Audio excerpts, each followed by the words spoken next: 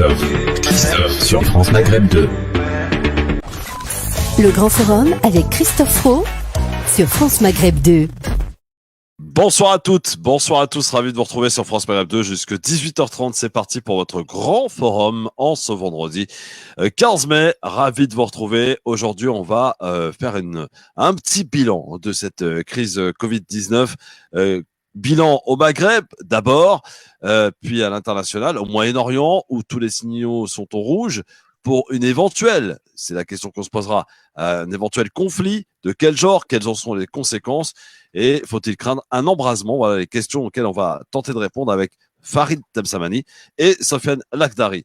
À 18h, le quart d'heure juridique, mesdames, messieurs, si vous avez une question d'ordre juridique à poser, c'est à 18h que nous vous donnons rendez-vous avec Maître Besma Maghrebi qui répondra à vos questions tout à l'heure à 18h. À 17h30, point sur notre week-end de la générosité lancé tout à l'heure en partenariat avec le Secours islamique qui vous propose cette fois-ci un week-end de parrainage. L'objectif est de parrainer un maximum d'orphelins. L'objectif est de 550 tout au long de ce week-end. On peut le faire. Un orphelin du côté du Sénégal, 43 € par mois. Pour la Palestine, 52 €. Vous pouvez le faire en appelant le 01 74 14 14 ou sur l'internet, sur leur site internet www.secours-islamique.org. Alors, bienvenue à tous. Ravi de vous retrouver. Et je suis ravi de retrouver Sofiane Lakhdari. Ça fait un petit moment qu'on ne l'avait pas vu. Comment ça va, mon Sofiane? Salam Christophe, salam à tout le monde. Bon, alors notre Farid Temsamani, il n'est encore pas arrivé. Ah, il nous habitue à arriver juste à l'heure. C'est normal. Alors, Philippe Boyaki, comment ça va, mon Philippe? Attends, j'arrive tout de suite. Salut mon Christophe, salut les auditeurs, salut les auditrices, salut les Facebookiens et Facebookiennes. Comment allez-vous? J'espère que vous avez passé J5, déconfinement J5. Ouais, on n'y croyait plus. Ça y est? Ouais, ça y est. Ah, c'est bon. Et apparemment, les chiffres quand même de mortalité, Sofiane, montent quand même. Hein, ça descend, ça monte. C'est assez particulier. Mais pour le moment, on peut pas vraiment juger le déconfinement juste après une semaine, 10 jours. Voilà, c'est pas en rapport. Minimum 15 jours. Il y a beaucoup de personnes hospitalisées, beaucoup de gens qui sont en réanimation et sûrement c'est des gens qui meurent. Après, maintenant, il faut toujours relativiser. Hein. J'étais en train de voir certains chiffres sur le nombre de morts par le malaria. On est dans le monde à peu près à 350 000. Au niveau du cancer, on est à peu près à 2 millions de gens qui sont morts. Alors, il faut relativiser un tout petit peu. Après, je crois que le Covid est au 7e rang des maladies les plus mortelles. Hein. Tout à fait, mais c'est surtout la catastrophe économique que ça va engendrer, ce genre de... ce virus, il va engendrer énormément de dégâts sur le plan économique et sur le plan social. Peut-être on essayera de numérer le nombre de choses au niveau mondial, pas seulement au niveau européen. Absolument. Alors, on va commencer par notre partie maghrébine. Et il y a de quoi faire et de quoi dire déjà pour relater un petit peu ce qui s'est passé au cours de ce Covid-19. On peut dire quand même qu'il y a un point commun avec notamment les trois pays, même s'il y en a 5, mais 3 pays, Tunisie, Algérie, Maroc, Sofiane, c'est qu'on peut dire... Et Farid Temsamani qui nous rejoint. Salut mon Farid, comment ça va? Alhamdoulilah, et toi? Ah bah écoute, ça fait plaisir. J'ai un duo de choc aujourd'hui, les amis. Farid Temsamani et Sofiane Lakhdari. Donc, disais-je, avant que Farid arrive, qu'il y avait un point commun pour cette première partie, en tout cas consacrée au Maghreb, concernant le Covid-19, c'est ils ont réagi, les pays, Algérie, Maroc, Tunisie, à peu près de la même manière. C'est-à-dire qu'ils n'ont pas attendu, ils ont confiné immédiatement et ils n'ont pas voulu prendre le risque que la pandémie s'accentue davantage. Est-ce qu'on est d'accord là-dessus d'abord, Sofiane et Farid? Est-ce que les 3 pays quand même ont su réagir comme il se devait et rapidement? Farid? Oui, je te confirme ce que tu dis, et c'est complètement vrai. Ils ont très vite fermé les frontières, même d'ailleurs un peu trop vite pour certains. Donc c'est quand même un peu surpris pas mal de gens qui étaient à l'extérieur. Mais effectivement, ils ont réagi beaucoup plus rapidement que d'autres pays, tels que la France, tout simplement.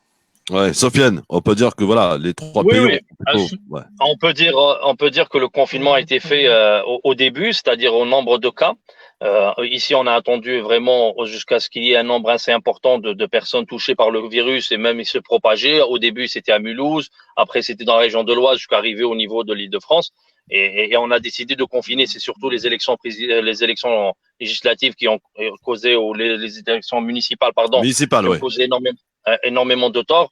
Et ils ont été maintenus. Je pense que la décision du confinement en France était en rapport avec ces élections. Sinon, autrement, ils auraient été décidés bien avant.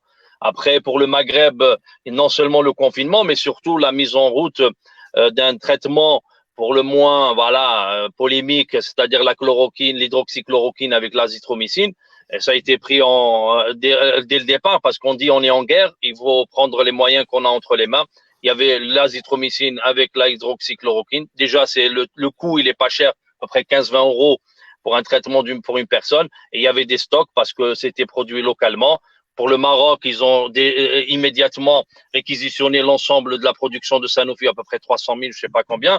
Et en Algérie, la même chose. Et même, ils ont lancé la production au niveau local. Et ça a joué énormément. Est-ce que la chloroquine, maintenant, on est toujours dans cette polémique, mais pour le moment, les Algériens ne sont pas rentrés, ou bien le Maghreb ne sont pas rentrés dans cette polémique. Est-ce qu'il agit ou il agit pas? On a pris ce qu'on avait entre les mains et ça porte ses fruits. En Algérie, on a à peu près 500 morts. Au Maroc, 250 ou 300. Alors là, on est dans les limites, dans les chiffres qu'on reçoit au quotidien ici en France. C'est la Tunisie qui possède le moins de morts, mais en même temps, la population est beaucoup moins importante que dans les deux Et autres pays. surtout, la Tunisie, ce qui est positif, c'est qu'on est au 5e jour consécutif avec 0 cas. 0 cas, absolument. Voilà, ça c'est déjà bien, surtout pour la période estivale qui s'ouvre. Est-ce que aujourd'hui d'autres pays vont ouvrir leur espace aérien et permettre aux gens d'aller consommer en Tunisie? Là, le débat aujourd'hui, il est purement économique, il n'est pas du tout sur le nombre de cas ou pas. Aujourd'hui en France, on parle de fermer. Par exemple, en Espagne et tout, il y a un confinement, même pour les gens qui vont y accéder. En Italie, peut-être la même chose. C'est-à-dire tout pays cherche à ce que sa population consomme dans son pays.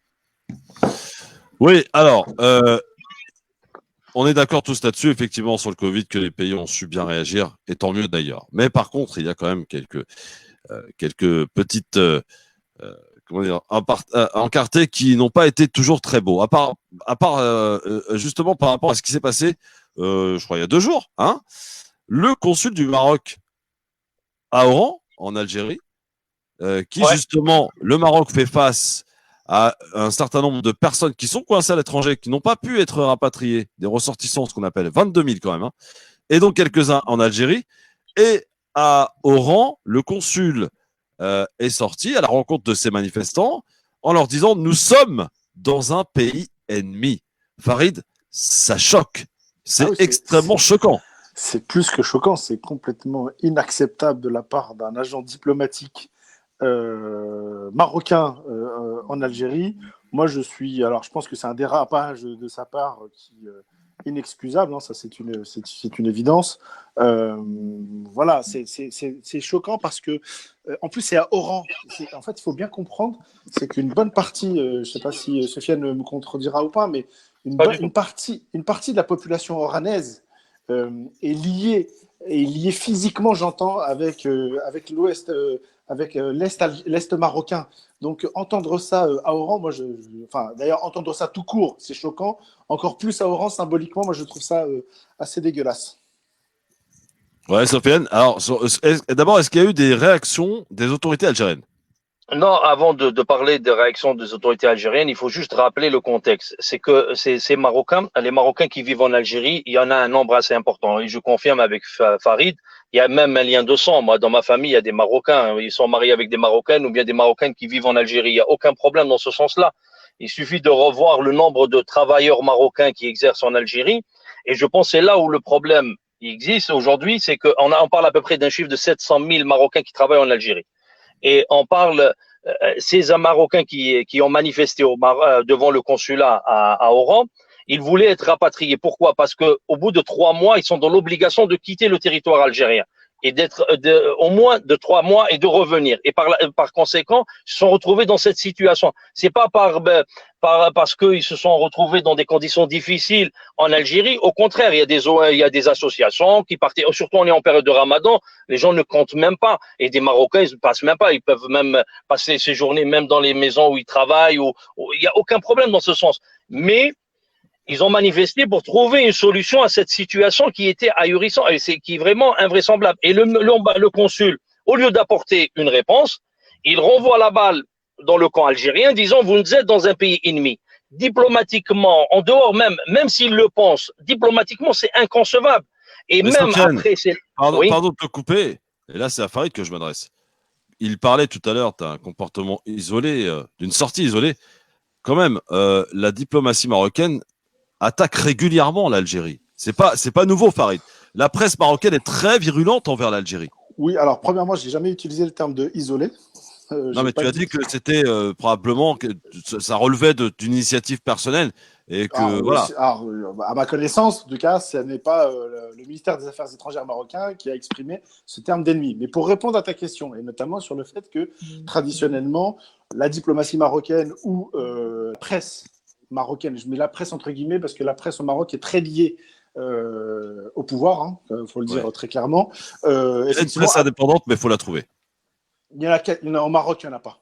Faut pas se. Enfin, il y en a très peu. On va pas se mentir. C'est pas l'objet du débat, mais il y a des journalistes indépendants.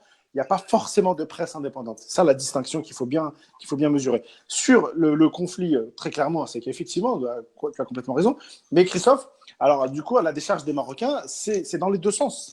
La réalité, c'est ça. Si je devais, même si enfin, vous me connaissez, je ne suis pas forcément le grand défenseur du chef d'État marocain qui est le roi du Maroc, à chacun. Il est confiné où d'ailleurs? Il est confiné où, le roi du Maroc? Je ne pourrais pas te le dire officiellement. Il sera au Gabon, cher Farid. Mais tu sais que enfin bref, je ne peux pas le dire à la radio. Mais, il n'est pas chez lui, quoi. Mais tu sais que le Gabon est quasiment. Enfin bref. Ouais, le Gabon est quasiment marocain, c'est ça? Exactement. Si tu peux pas le dire, moi je peux le dire, il n'y a pas de problème.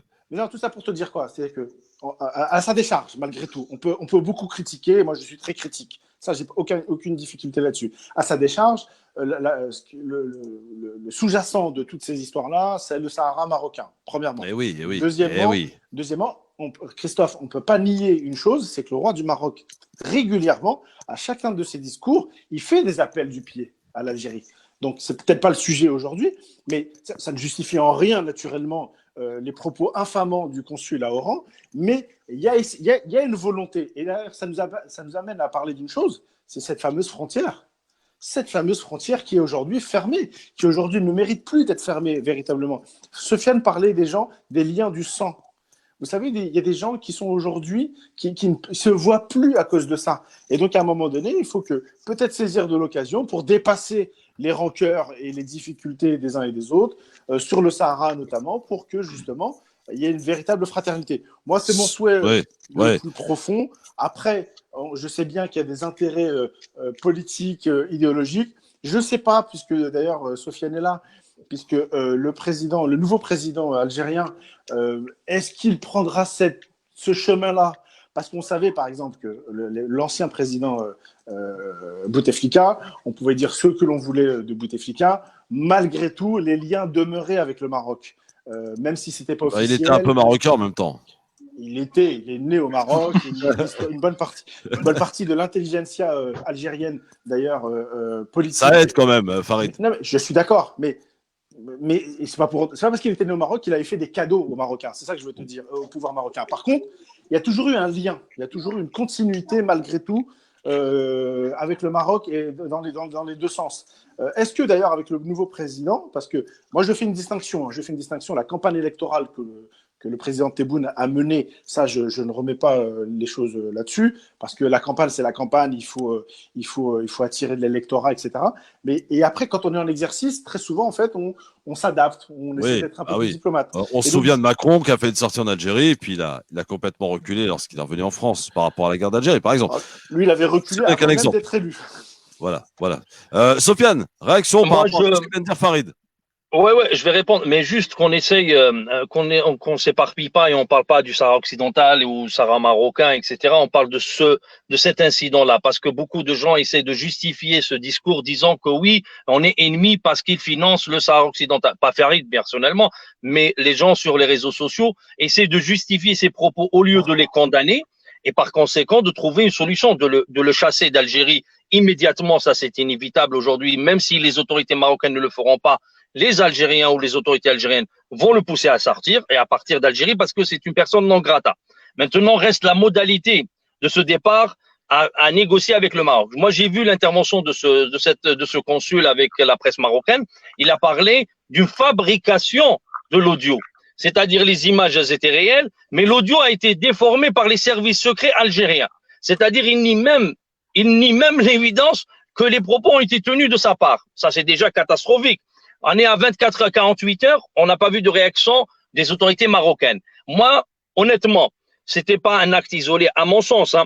Je pense que c'est pas un acte isolé, c'est pas de l'amateurisme de ce consul de sortir face à 10, 20 personnes et voir 3 ou 4 personnes en train de filmer, parce que j'ai vu d'autres scènes prises par d'autres personnes et on voyait que le consul a bien vu la caméra et il a tenu ses propos. Est-ce que ça cache une certaine animosité voulue par les autorités marocaines afin de détourner l'attention du problème socio-économique que le monde entier va vivre inévitablement, et peut-être particulièrement le Maroc, dû à la perte de certains revenus, y compris au niveau touristique, y compris au niveau des pétromonarchies qui n'investissent plus, qui vivent même dans la misère aujourd'hui. On pourra parler peut-être de l'Arabie Saoudite en particulier. Oui. D'autres, l'Union européenne. On a vu l'aide de l'Union européenne, les crédits au niveau du FMI qui commencent à être négociés. On voit peut-être, est-ce que c'est une volonté, une énième volonté? C'est pas propre au Maroc, bien sûr, non, hein, mais peut-être. Sofiane, Oui, si je peux me permettre, Sofiane, en fait, je pense pas. En toute honnêteté, je ne nie pas qu'il y a. Je ne nie pas qu'il y a un jeu diplomatique parfois du ministère des Affaires étrangères marocain. Ça, c'est une évidence dans tous les ministères des Affaires étrangères de tous les pays. Mais dire qu'en fait, c'est quelque chose, c'est la politique, ou en tout cas, c'est la volonté de tout un pays là-dessus, je parle même diplomatiquement, en toute honnêteté, je n'y crois pas. Je vais te dire, Sofiane, les diplomates marocains, en fait, ils sont sans cesse, comme les diplomates algériens, dans la retenue.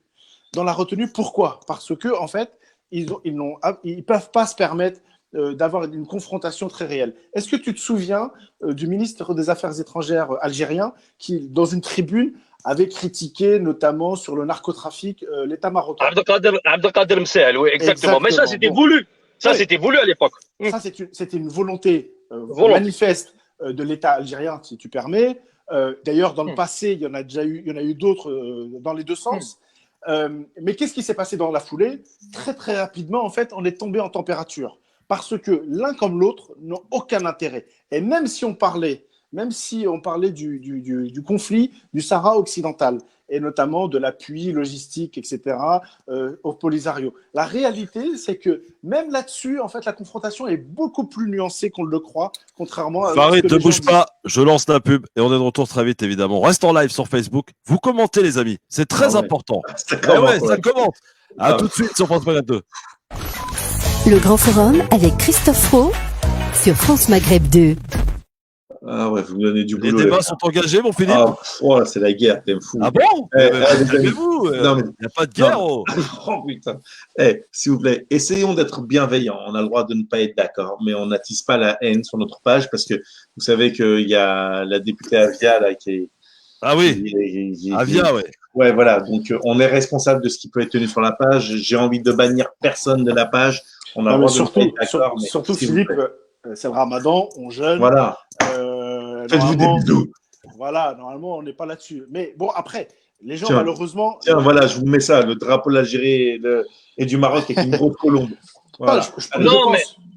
Mais juste, Farid, la réponse des autorités marocaines. Maintenant, le consul a fait une erreur, c'est inévitable. Maintenant, qu'il soit pas, voilà, on ne la rappelle pas immédiatement. Hein? Pardon? Oui. Ah, ça c'est cool. Ah oui, pardon. Je voulais dire que moi, c'est la réaction d'après qui m'inquiète. Parce que quand tu nies même l'évidence, le consul, il a nié même l'évidence que l'existence de cet audio. C'est ça qui m'a rendu un petit peu incompréhensible. Normalement, les autorités marocaines, pour calmer le jeu, ils auraient dû rappeler ce consul et basta. Et on passe à autre chose. Sauf que là, on voit un envenimement de la situation. Est-ce que c'était voulu? On ne sait pas. Mais pour le moment, quand je vois la réaction du consul, c'est ça qui m'interpelle en vérité. Après, c'est une interrogation qui m'est propre. Moi, j'aime les débats. Des débats instructifs, intelligents. Après, les gens qui insultent, qu'ils insultent. Hein. Après, qu'est-ce que vous voulez mais qu'ils insultent, ils n'ont rien à faire là. Pour mettre tout le monde d'accord. Parce que on pourra pas, ça, Philippe. Non, pour mettre les gens d'accord sur des faits concrets. On peut peut-être écouter. Ouais, c'est pour ça qu'il ne faut pas qu'on parle ni du Sahara. Bouge pas, Sofiane. On va revoir sur ce qui s'est passé à Oran. Regardez la scène. Voilà. Le consul du Maroc. Regardez les images. On n'invente rien, les amis. Ah, on est en direct là? Oui, on est en direct sur Facebook.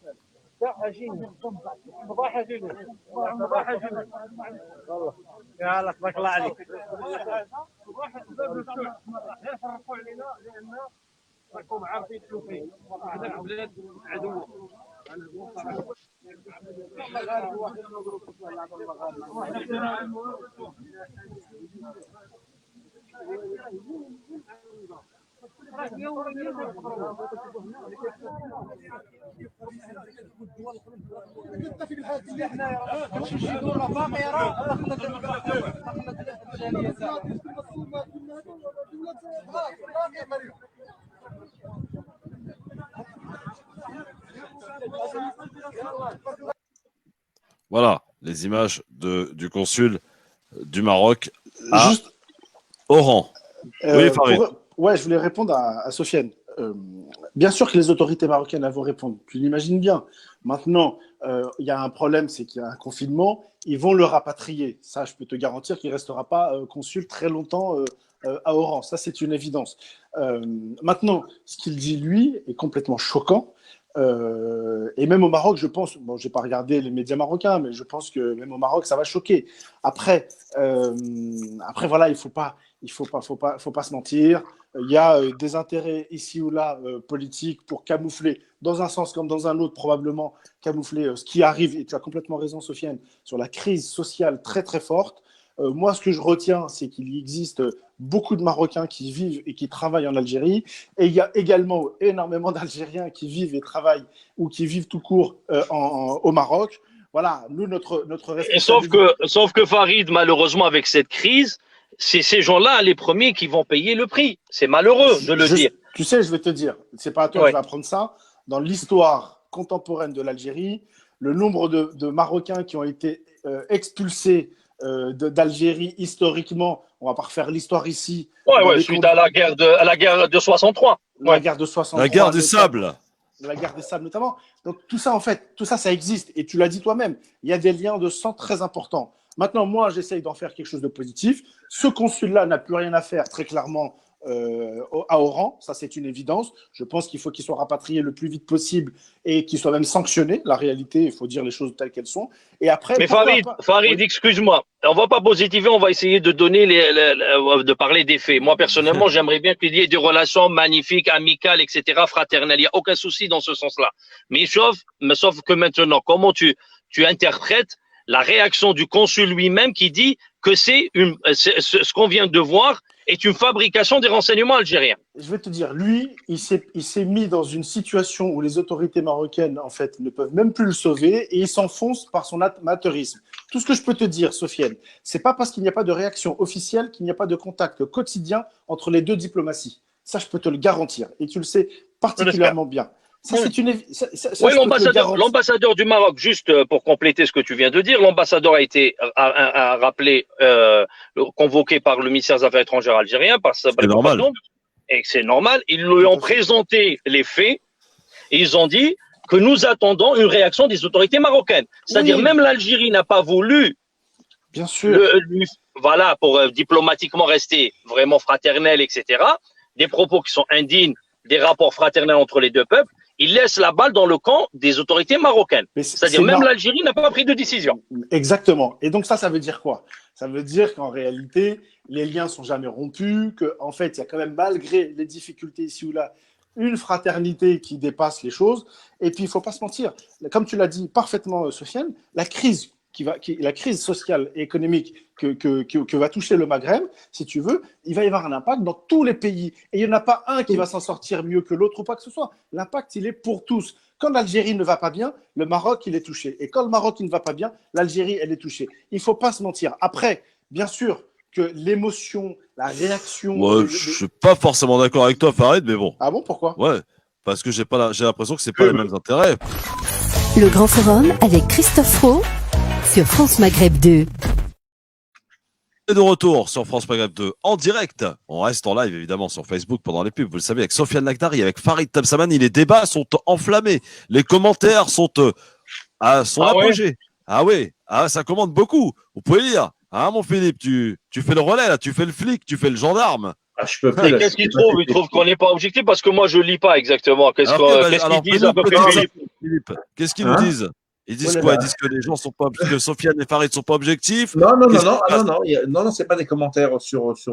Alors, il y a un petit peu, Christophe, est-ce que tu n'aurais pas un autre sujet? Parce que visiblement, tu ne montres pas assez d'affection pour le Maroc, donc il va falloir que ça change tout ça, monsieur Frotte, s'il vous plaît.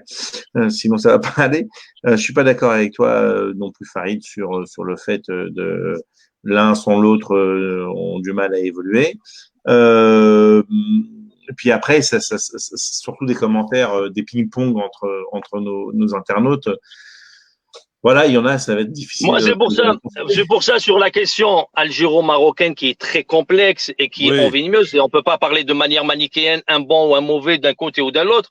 Chacun défend ses intérêts, deux camps qui sont complètement antagonistes. L'Algérie qui est dans une autre vision, le Maroc qui est dans une autre vision, complètement à l'opposé. C'est pour ça que moi, personnellement, je ne vois pas d'union du Maghreb prochainement parce que c'est deux visions complètement. Ah, je te remercie, Sofiane. Parce que Non, ceux non, mais qui essaient de on nous va vendre dire du la rêve vérité. à longueur d'année. Surtout que j'apporte une information peut-être à Farid, c'est que durant la campagne électorale de M. président Tebboune, il a bien précisé que rien ne se fera en dehors des excuses. C'est vraiment la barre, elle est un peu haute. Je pense pas que le Maroc va s'excuser du 95. De la même manière, on va demander des excuses auprès des Algériens. C'est-à-dire, on est rentré dans un débat et surtout que le chef d'état-major de l'armée algérienne aujourd'hui par intérim, qui est Saïd Chengriha, qui est très connu au Maroc, parce qu'il était chef de la troisième région militaire qui est frontalière avec le Maroc, a tenu des propos vraiment fermes et déterminants sur la question du Sahara occidental et sur la question du Polisario. C'est-à-dire, et même dernièrement, si tu as remarqué Farid, il y avait même un hôpital de fortune un hôpital de fortune qui a été fait par l'armée algérienne sur les territoires de Tindouf, etc., pour les réfugiés sahraouis. C'est-à-dire, malheureusement, nous sommes partis dans une énième situation, et cette sortie du consul, elle est venue encore pour envenimer la situation, parce que la pression populaire en Algérie auprès du gouvernement, elle est à l'apogée. Les gens ont rappelé l'intervention du ressortissant marocain qui avait intervenu au Maroc, où il avait descendu le drapeau, où on n'a pas eu d'excuses à l'époque, il y a un emprisonnement de la personne seulement qui est ressorti un an après. Et on a un autre incident à l'époque de Bouteflika, la nomination de l'ambassadeur du Maroc qui vient du parti de l'Istiqlal, qui est pour le Grand Maroc et la récupération de Tindouf et de Bachar. C'est-à-dire, nous sommes dans un cumul d'incidents que malheureusement aujourd'hui, le peuple algérien, je ne parle pas du conflit sur cet acte-là, de ce consul, j'espère le plus rapidement que ça soit étouffé par les autorités marocaines pour que ça s'envenime pas sur le plan.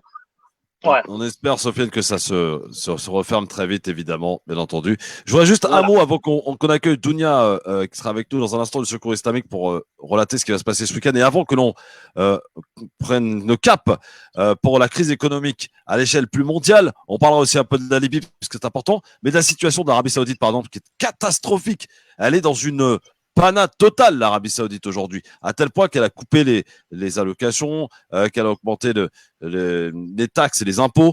Ce pays qui ne vit que sur la rente pétrolière aujourd'hui se voit dans l'obligation de trouver des solutions, et ça va être compliqué, ça va être difficile. Et enfin, on se posera la question avec Farid et Sofiane, faut-il craindre un conflit mondial au vu de cette crise économique qui en découle de ce Covid-19? On se posera la question, notamment entre la Chine et les États-Unis. Je sais que votre avis diverge là-dessus, Farid et Sofiane.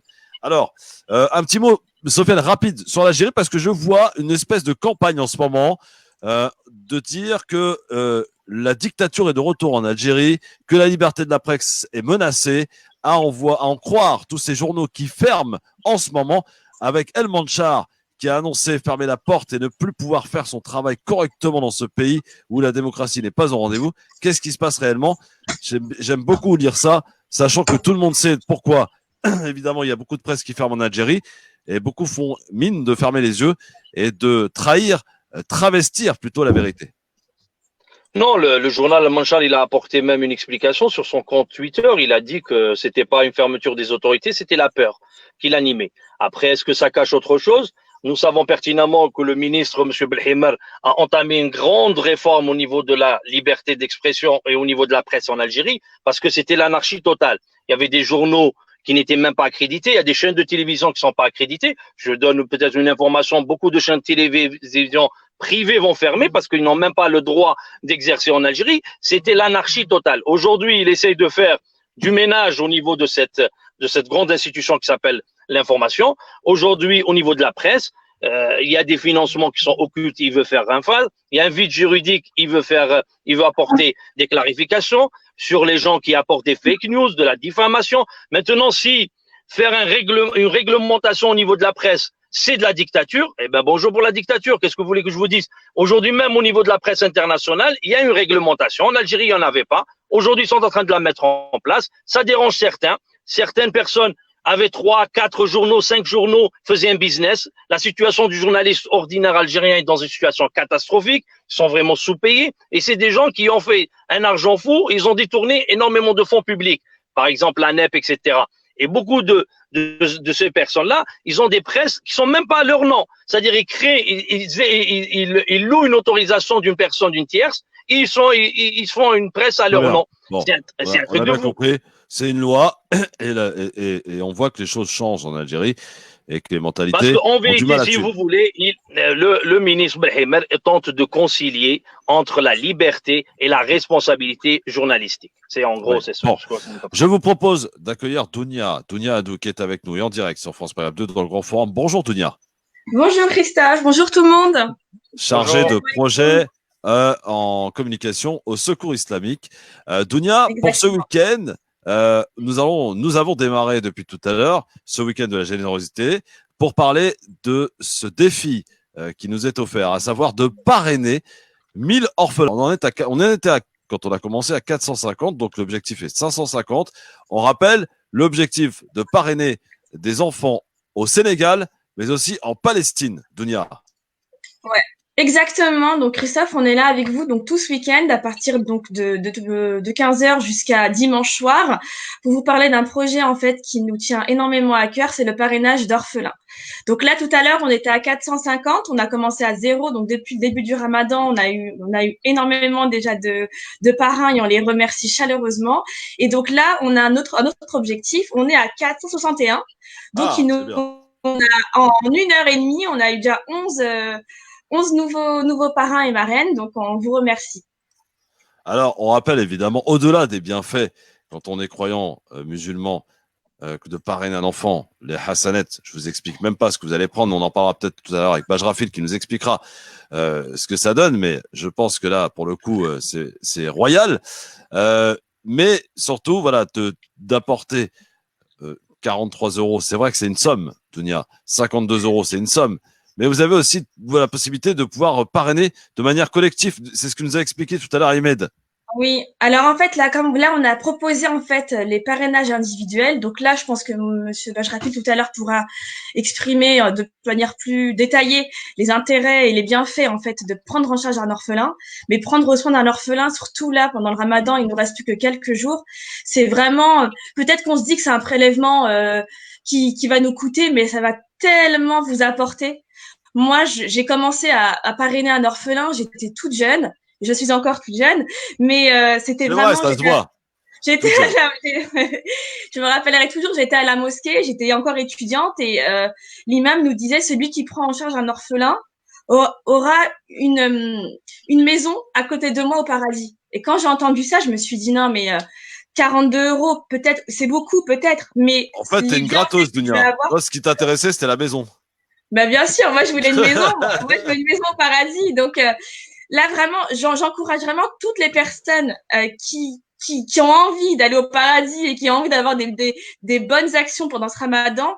Les sadakas, elles sont vraiment tout ce qu'on peut faire, elles sont multipliées par 70. Donc c'est un prélèvement. Vous pouvez, faire un prélèvement automatique qui peut commencer dès aujourd'hui et vous pouvez l'arrêter si vraiment vous avez des difficultés financières. Et comme a expliqué Christophe, si vous pouvez pas prendre un orphelin vous tout seul, vous pouvez avec les autres en fait faire un parrainage participatif. Donc en fait, vous aurez pas un orphelin à vous, mais vous allez financer plusieurs bourses de plusieurs orphelins. Et ça s'appelle une communauté d'orphelins. Donc là, l'avantage, c'est qu'en fait, vos bienfaits, ils sont multipliés encore plus. Et ça, vous pouvez le faire à partir de 5 ou 10 euros par mois. L'important, vraiment, c'est que il y a des choses, il y a des sous tous les mois de votre compte qui sortent et qui vont vers le khir en fait. Alors pour ce faire, vous avez deux possibilités principalement. On vous affiche d'ailleurs les éléments à l'écran. Le téléphone d'abord qui fonctionnera tout au long du week-end, 01 60 14 14 14, 01 60 14 14 14 et le site internet. Vous pouvez donc parrainer, prendre un orphelin en charge sur le site internet www.secours-islamique.org. On compte sur vous, évidemment, tout au long de ce week-end. On a fait 11 nouveaux parrainages depuis 15 heures tout à l'heure.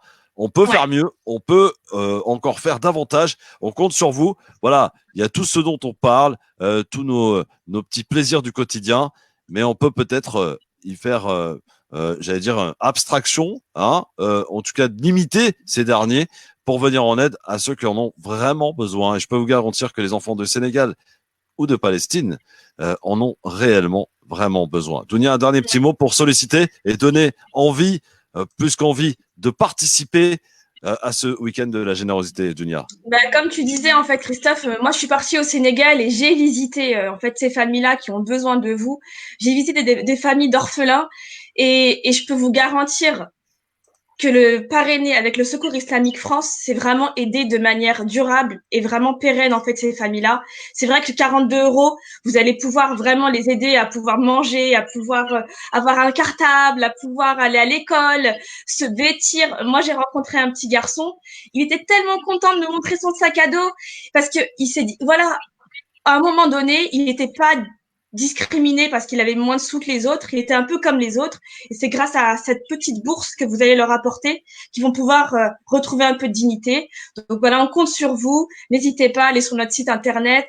Vous allez recevoir très rapidement un dossier de présentation avec la photo de votre filleul. Et vous pourrez très régulièrement avoir des nouvelles de lui. Donc n'hésitez pas.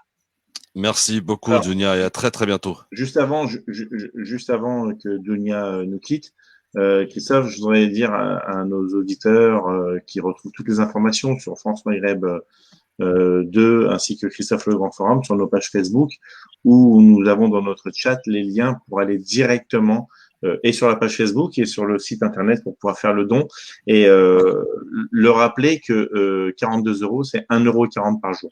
Pour un café, vous offrez le khair à un enfant. Donc, bien joué, il a fait le calcul. Bravo. Ah ouais, non mais attends, la maison est sérieuse. Non mais moi, elle m'a parlé d'un pavillon 8 pièces, donc là, je suis intéressé. Toi aussi, t'es un gratteur. Il n'y a que des gratteurs. Une cabane de jardin là au paradis, moi, avec tout ce que j'ai fait. Donc, si tu veux, moi, j'ai envie de pousser les murs quand même. Pour 1,40 €, tu peux avoir. Ah ouais. Dounia, merci beaucoup. J'ai été ravi de travailler avec toi pendant ces nombreuses années. J'espère te revoir très vite. À très bientôt, Dounia. Sarah Tonek. Au revoir. Merci, Dounia. Bon, Sofiane Lagdari, Farid Tabsamani.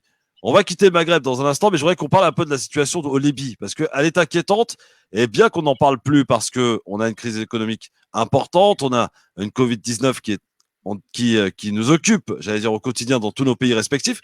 Mais la Libye, que se passe-t-il? Est-ce que la confrontation perdure, Farid? Oui. La Libye, écoute, c'est assez, je vais utiliser un terme un peu vulgaire, hein, c'est assez bordélique, puisque finalement rien ne se passe comme prévu, comme toujours en Libye. Sofiane probablement en parlera mieux, mais entre comment on appelle ça, entre l'ONU qui n'arrive pas à nommer de successeur à Hassan Salamé dernièrement, entre finalement Haftar qui est en train de complètement perdre la main d'une certaine manière, notamment avec ses alliances. Oui, c'est assez délicat. C'est la Libye, d'une certaine manière. La difficulté, c'est que ça a un impact sur les voisins, et notamment la Tunisie. Donc, c'est assez compliqué. Concrètement, la Tunisie. Alors, est-ce que le rôle de Erdogan est toujours en jeu, Sofiane, en Libye?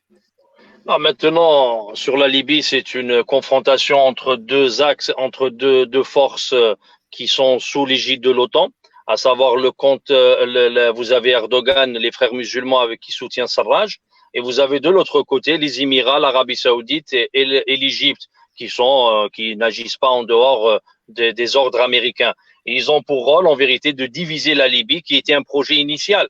Il faut rappeler la carte qui a été publiée par le New York Times en 2014, où elle démembrait complètement la Libye en trois, entre la Cyrénaïque, à Benghazi, entre la Tripolitaine et entre la région du Fezzan qui est dans le sud. Et ça, c'est malheureusement, c'est une situation qui était connue depuis le début. Et aujourd'hui, il y a une volonté et un nouvel acteur qui est rentré en jeu depuis l'arrivée du président Tebboune en 2019, disant que la division de la Libye ne se fera pas et on essaiera par tous les moyens d'éviter cela. Et ça dérange. Et l'Algérie, il a même dit mieux, Sofiane. Il a dit que le processus en Libye sera obligé de passer par Alger. Ouais, il a dit clairement que la situation ne se fera pas sans nous. Et il faut savoir que l'Algérie, si elle tient ce discours, c'est qu'elle a des forces derrière, à savoir la Russie et la Chine. La Russie, elle s'est fait avoir avec le départ de Kadhafi, l'assassinat et l'implosion de la Libye, parce qu'elle n'a pas apporté son soutien à l'époque, et elle a apporté son soutien à la Syrie, à Bachar el-Assad. Et beaucoup de gens lui ont voulu à Poutine de laisser Kadhafi, mais il a rendu la responsabilité à Kadhafi par ses alliances et surtout ses conseils qui ont été faits à l'époque par Tony Blair et compagnie. Et là, aujourd'hui, la Libye, elle paye le prix de plusieurs années. Et en vérité, c'est devenu un terrain de confrontation entre les différentes forces qui sont sous l'égide de l'OTAN. Maintenant, je voulais réagir. Je voulais poser une question à Sofiane, notamment parce qu'il évoque l'Algérie et notamment la diplomatie algérienne dans son ensemble, notamment sur le cas libyen. Dans le projet de nouvelle constitution, Sofiane, du président Tebboune, est-ce que tu peux nous parler de ce qui va notamment changer fondamentalement dans la logique même de la diplomatie algérienne? Là, pour le moment, pour la Constitution, c'est une mouture. C'est-à-dire, c'est un projet de Constitution, rien n'est fait. C'est un débat qui est à l'intérieur et qui a vraiment le mérite qu'il soit posé parce que beaucoup de gens disent que l'Algérie devrait intervenir à l'étranger, mais avec des conditions. Et d'autres même, et là, même sur la mouture au niveau de la Constitution, je pense pas qu'elle va passer parce qu'elle va mettre l'armée algérienne sous l'égide de l'ONU. C'est-à-dire, je pense que celui qui a proposé cette loi dans la Constitution, de l'inclure dans la Constitution, il a essayé d'élargir le maximum. Et c'est un débat au niveau interne. Moi, à titre personnel, je suis pour une intervention limitée dans le temps, limitée au niveau militaire, parce que rester dans la défensive alors qu'on sait pertinemment qu'il y a des terroristes qui ont été envoyés par la Turquie à travers, qui sont dans la région libyenne. Aujourd'hui même, on a des vidéos et des arrestations de certains terroristes. On parle de 8 000, entre 8 000 et 23 000. Aujourd'hui, est-ce qu'on reste dans la défensive en attendant qu'ils s'infiltrent et ils nous fassent la même chose qu'ils ont fait à Tiginturin, à Inamenas en 2012 ou en 2013? Ou bien on doit intervenir à l'intérieur de certains territoires en accord avec ces autorités et faire le travail, que ce soit en Libye ou en Mali? C'est un débat qui est ouvert en Algérie, mais rien n'est officiel. Il faut qu'on avance, les amis. Il faut qu'on avance. Parce qu'on a passé quand même 3 quarts d'heure. On apporte aussi l'information absolue, Christophe. Vous êtes d'accord, mais j'ai bien compris, Sofiane. Mais voilà, il y a quand même d'autres sujets aussi très importants, et notamment ce qui en découle de cette crise économique mondiale. Mais juste, Christophe, juste le diplomate où les États-Unis ont mis le veto, c'est sur l'ancien ministre des Affaires étrangères algérien, Ramtan Lamamra. Oui, absolument. D'ailleurs, tu me permets un petit pic, Farid, mais gentil, hein, c'est une petite pichenette. Sur la Libye, le Maroc, là aussi, a encore perdu. Il avait quand même pris le devant sur la Libye. On se souvient qu'il avait organisé comment ils s'appellent, les accords de... Rappelez-moi. Sreerat. Voilà. Et où est le Maroc pour la Libye aujourd'hui? Absent. Je comprends pas pourquoi tu me poses la question à moi, en fait. Mais non, mais je te pose la question à toi. Non, mais juste... Ouais, Christophe, tu poses la question à Philippe. Philippe. Non, il y a un autre acteur qui est rentré en jeu dans le conflit syrien. Oui, vas-y, Sofiane. Ouais, il y a un nouvel acteur qui est rentré en jeu au niveau de la question libyenne, c'est la Syrie. Il faut rappeler que Haftar a ouvert une ambassade ou une ambassade en Syrie. C'est-à-dire, il y a une reconnaissance. C'est-à-dire, est-ce que Erdogan va accepter qu'il soit entraîné dans une guerre, c'est-à-dire, il y a une coalition de certains pays arabes contre Erdogan en Libye. Est-ce que ça sera un nouveau terrain? L'Algérie ne le souhaite pas. Elle veut régler un problème au niveau diplomatique. Mais beaucoup de gens ont des comptes à rendre avec Erdogan et ils veulent le faire en territoire libyen, malheureusement. Crise économique mondiale, les amis. Est-ce que ce qui découle de ce qui s'est passé au travers de la planète quand même, hein, le Covid-19 qui a confiné quasiment les 3/4 de la planète. Et en découle donc une grave crise économique qui pourrait avoir des conséquences terribles. Et notamment, je sais que là, vous n'allez pas être d'accord, Sofiane et Farid, et on va pouvoir en discuter, sur les conséquences de tout cela. Beaucoup craignent, ils sont, comme Sofiane, à craindre une confrontation entre les États-Unis d'Amérique et la Chine, qui s'accusent mutuellement, vous le savez, de la propagation du Covid-19. Farid, tu es un peu plus mesuré, il me semble, pour en avoir discuté il y a quelques instants, et tu n'y crois pas, toi, à cette confrontation. Réponse dans un instant, juste après la pub sur France Maghreb 2. Restez avec nous, c'est le grand forum avec Farid Tabsamani, Sofiane Nakdari. Je suis ravi de les avoir, ces deux-là. C'est nos spécialistes à nous, et croyez-moi, on n'a rien à envier à BFM TV. À tout de suite. Le grand forum avec Christophe Roux sur France Maghreb 2. Bon, est-ce que mon Philippe, les commentaires sont tout aussi, importants depuis tout à l'heure?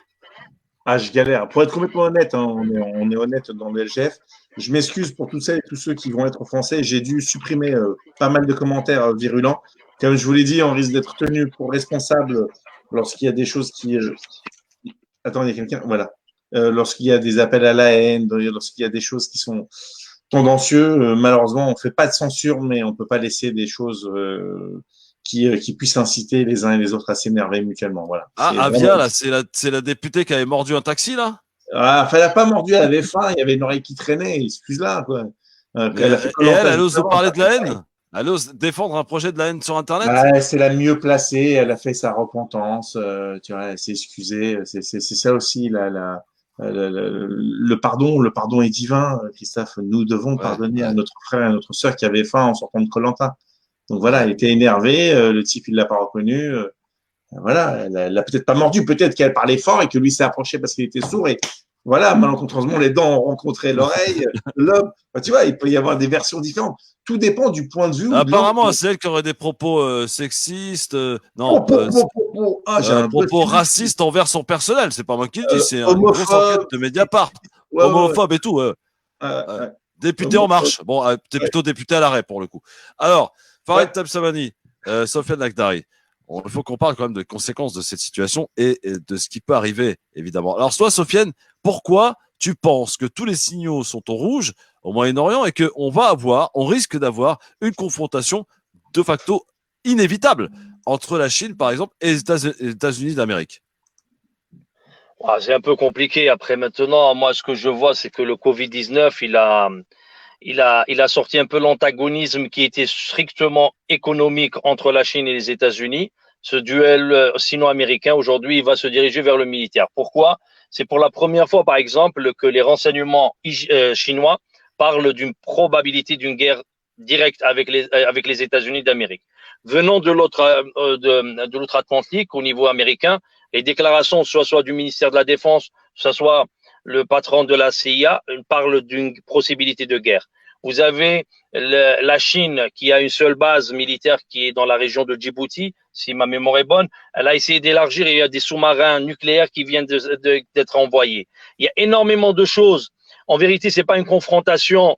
Elle va avoir une confrontation d'un nouveau type. En vérité, c'est pas des missiles nucléaires qui vont être envoyés entre les deux pays, ou bien une invasion chinoise des États-Unis ou l'autre invasion. Il y aura une confrontation afin de décider d'un nouvel ordre mondial.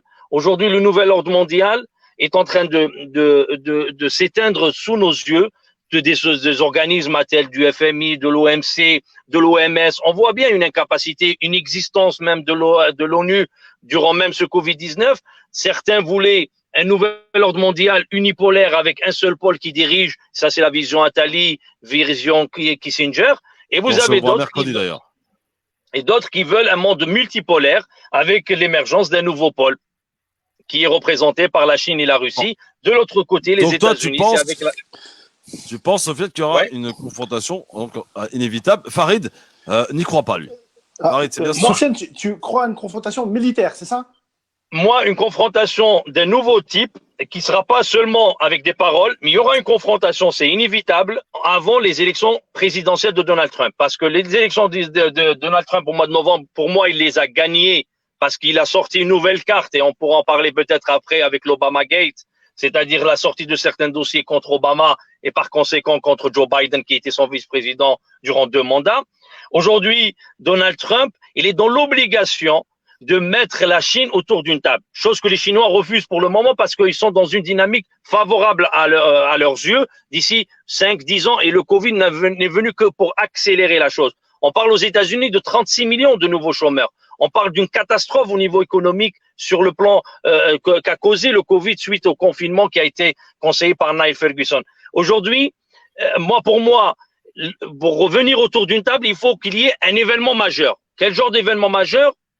Pourrait y avoir une confrontation limitée dans le temps, limitée au niveau d'un endroit. Certains parlent de la mer de Chine, d'autres parlent au niveau du détroit de Bab el-Mandeb, mais tous les voyants sont au rouge au niveau du Moyen-Orient. Au niveau de l'Asie, on a vu de l'Asie du Sud-Est. Oui, bon alors en fait, ce qu'il faut, c'est bien parce que quand on parle de la Chine, certains ont l'impression qu'en fait c'est un pays qui débarque. La Chine est membre permanent du Conseil de sécurité de l'ONU, au même titre que les États-Unis. La seule chose, et je l'ai déjà dit à cette antenne-là, c'est que la Chine, en fait, est en guerre, effectivement, pour le leadership de l'après-crise sanitaire. Ça, c'est une évidence. Il y a une crise de leadership. Contrairement à ce qu'a dit Sofiane, la Russie ne se range pas forcément avec la Chine. Et tu verras dans les semaines et dans les mois à venir. Cette crise-là va juste permettre une chose, c'est aux Chinois de rattraper le retard qu'ils ont, en particulier économique, financier plutôt sur les États-Unis, sur la guerre, sur la confrontation militaire. La réalité, c'est que les Chinois ne sont pas encore au niveau des Américains. Ils travaillent pour. C'est ce qui leur manque d'ailleurs. C'est un des éléments qui leur manque pour être ce qu'on appelle une puissance complète, contrairement aux États-Unis d'Amérique. Ensuite, où est-ce que ça va se produire? Je suis complètement d'accord avec toi, Sofiane. Je pense que c'est la mer de Chine. Et le grand perdant sera certainement le Japon. Mais dites-vous bien une chose. Alors, malgré les envolées lyriques diplomatiques de Trump et des Chinois, les Chinois ont extrêmement besoin des Américains. Parce que qui sécurise l'approvisionnement des Chinois en matières premières, si ce n'est les Américains? Tu as parlé à juste titre de la base de Djibouti. C'est la première sortie militaire hors du continent asiatique des Chinois. Tant que les Chinois ne sont pas installés au Moyen-Orient et ailleurs, la réalité, c'est qu'en fait, il ne peut pas y avoir de confrontation. Maintenant, il y a une difficulté de leadership. La réalité, c'est quoi? C'est que les Américains vont faire payer aux Chinois la crise économique américaine. Ça, c'est une évidence. Et vous verrez que Trump… Et vous avez vu Oui, Farid. Oui, pardon. Tu as vu la réponse des Chinois suite à ça? Oui, non, mais ils vont pas accepter d'une certaine manière tout de suite. Est-ce que tu te souviens des négociations à l'OMC entre la Chine et les États-Unis? Qui finalement a plié? Qui finalement… Exactement. C'est-à-dire, en fait, pour comprendre ce débat-là de leadership entre les Chinois et les Américains, il faut comprendre l'histoire de la Chine. Et l'histoire de la Chine est beaucoup plus importante que celle des États-Unis. Il faut bien mettre ça faut bien comprendre ça. L'histoire chinoise, elle est millénaire. Et moi, je pense qu'il faut s'attendre à tout avec les Chinois. La confrontation, je n'y crois pas. Pour une raison. Le Grand Forum avec Christophe Roux sur France Maghreb 2. On est de retour, les amis, et en direct. Il y a eu un débat vraiment intéressant, vraiment d'une grande qualité, dont je suis particulièrement fier aujourd'hui entre Sofiane Laghari et Farid Tabsamani. Moi, je voulais juste apporter une petite info, une petite lecture un peu différente par rapport à Farid, parce qu'au niveau, aujourd'hui, la Chine, elle était alliée parce qu'elle était l'atelier des multinationales américaines. Il faut rappeler que Donald Trump est rentré en confrontation directe avec ces multinationales, avec son projet protectionniste et isolationniste, et qui était vraiment à l'encontre de la politique libérale et du néo-change pour les multinationales. Aujourd'hui, c'est dans cette confrontation. Aujourd'hui, la Chine commence à investir au niveau européen et en dehors de la Chine. Quand elle était un atelier, ça ne causait aucun problème. Mais aujourd'hui, la Chine, elle est en train de s'ouvrir avec sa route de la soie, avec l'investissement qu'on voit de plus en plus sur le plan européen. Aujourd'hui, la Chine est en train de pratiquer la même politique qui a été exercée durant des années par les Américains. Et chose qui commence à déranger au niveau de l'établissement américain, et particulièrement Trump. Aujourd'hui, moi, je dis pas que les États-Unis veulent détruire la Chine ou vice-versa.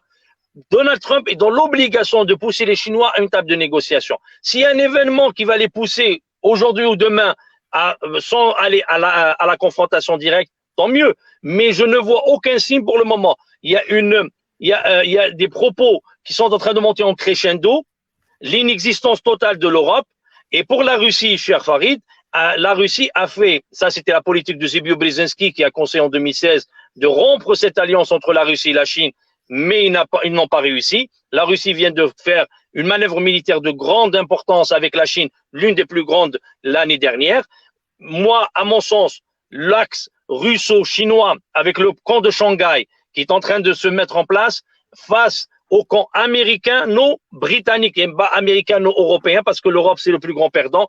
Et je pense, à mon sens, que la sortie de la Grande-Bretagne et le Brexit, qui a été initié par les gens de la City, par les Nigel Farage et compagnie qui travaillent dans la City auparavant avec Theresa May, et ces gens-là, le Brexit n'est venu que pour accentuer cette alliance américano-britannique pour redessiner la nouvelle carte du monde, à mon sens. Farid, réponse avant qu'on parle un peu et qu'on s'intéresse au sort de l'Arabie Saoudite pour terminer. Et je vous poserai peut-être une question. Je crois que les relations ne sont pas très bonnes en ce moment entre la France et la Chine. Hein. On en reparlera. Farid. Il est où, Farid? Farid Tabsamani. Dès qu'on a parlé de guerre, il est parti. Il est parti à Pékin? Ah, t'es là, mon Farid. Vous m'entendez? Oui, là, on t'entend. Non, Sofiane, tu as en partie raison sur un certain nombre de points. Il y a deux éléments qu'il faut bien préciser. Puisqu'on parle un peu d'histoire, qu'est-ce qui s'est passé lorsque la Chine a développé dans l'histoire cette fameuse route de la soie? Qu'est-ce qui s'est foncièrement passé ensuite? Il s'est passé que la Chine, en fait, s'est recroquevillée sur son propre territoire. Elle a fait marche arrière sur tout. Et en fait, la Chine, c'est pour ça qu'il faut toujours revenir à des indicateurs historiques de la Chine. La Chine, c'est une puissance millénaire. C'est beaucoup plus puissant qu'on ne le croit et c'est beaucoup plus important que les États-Unis. La seule différence, c'est que la Chine, quel est l'élément qui, pour moi, ne cautionne pas le discours de Sofiane? C'est notamment sa population. La population chinoise, c'est 1,3 milliard d'habitants. Quel est le premier risque des Chinois, en réalité? C'est leur propre population. La réalité, elle est celle-ci. Et c'est pour ça qu'il n'y aura pas de confrontation. Là où tu as raison, Sofiane, c'est qu'ils vont s'asseoir à la table des négociations. Par quoi? Parce que les uns et les autres jouent ensemble. Quant à l'axe russo-chinois, bien sûr, Poutine essaye par tout moyen, effectivement, de mener cet axe-là. La difficulté, c'est que même Poutine ne peut pas se passer des Américains. Bien sûr, je ne cautionne pas forcément la politique américaine, mais à un moment donné, il faut arrêter de dire n'importe quoi. Les Chinois, aujourd'hui, essayent de rattraper le leadership sur les Américains. Ils vont y arriver. La vérité, c'est celle-ci. Tu as complètement raison quand tu dis que les grands perdants, ça va être les Européens. La difficulté, c'est que contrairement aux fantasmes des uns et des autres, les Chinois ne voudront jamais aller à la confrontation avec les Américains parce qu'ils savent que, in fine, c'est eux qui perdront tout. Et c'est pour ça que c'est une négociation. Je suis complètement d'accord. Alors après, je ne sais pas, je crois que c'est Christophe qui parlait, ou c'est toi, Sofiane, qui parlait du timing. Le timing, c'est l'élection américaine. Moi, je suis beaucoup plus mesuré que certains sur la réélection de Donald Trump. Tu penses qu'il ne va pas être élu? Non, je n'ai pas dit ça. Je dis qu'avant la crise du Covid, ouais. J'étais persuadé. Il était élu. Il était élu. Moi, j'ai passé tout le mois de février aux États-Unis. Je peux te dire qu'il était élu haut la main. La crise du Covid-19 fait qu'en fait, la réalité, c'est qu'en fait, ça change. Son seul avantage à Donald Trump, c'est qu'en fait, il a Joe Biden en face de lui. Et effectivement. Mais est-ce que Farid est au courant de l'Obama Gate? Oui, je suis au courant. Je suis au courant de ce qu'ils ont sorti, ce qu'il a sorti. Je pense que c'est peut-être la chose qui va le faire gagner définitivement. Mais bien sûr. Je suis complètement d'accord avec toi. Tu as vu sur son tweet, il a dit « Vous avez enquêté sur moi, il est temps que j'enquête sur vous ». Exactement. Et tu sais, en France et en Europe, on prend traditionnellement Trump pour un idiot. Parce que, il faut le dire, parfois, il dit n'importe quoi et parfois, il fait n'importe quoi. Surtout quand il invite les gens à se mettre de l'eau de Javel pour se protéger. Complètement. Je suis complètement d'accord avec toi. Politiquement parlant, il est beaucoup plus subtil qu'on ne le croit. Et même, il faut le dissocier des multinationales et de l'oligarchie financière qui a dirigé les États-Unis pendant des années. Monsieur Trump, il est dans un projet protectionniste, isolationniste. C'est-à-dire, quand on dit États-Unis, il faut différencier entre l'État profond qui met des bâtons dans les roues de la politique voulue par Donald Trump et la politique de Donald Trump. Il faut dissocier les États-Unis. Maintenant, il y a… Oui. Je suis complètement d'accord avec toi. Je rajouterai juste une chose, si tu permets, Sofiane, c'est que moi, je parie que cette politique isolationniste, notamment protectionniste, une fois que l'élection sera passée, elle va voler en éclats. Pourquoi ? Parce que la confrontation, effectivement, sur le leadership avec la Chine. Et je pense que les États-Unis vont réinvestir un certain nombre de territoires, notamment l'Afrique. Il faut l'anticiper. Moi, Farid, ouais. Moi, Farid, pour moi, M. Trump ne veut pas d'une Amérique omniprésente dans le monde entier. Il l'a bien expliqué durant sa campagne électorale du premier tour, durant le premier mandat. Ils lui ont mis les bâtons dans les roues. Tout le monde a parlé que dans l'impeachment. Et maintenant, on va savoir beaucoup qui était derrière cette falsification des dossiers et l'incarcération même presque de général Flynn et compagnie.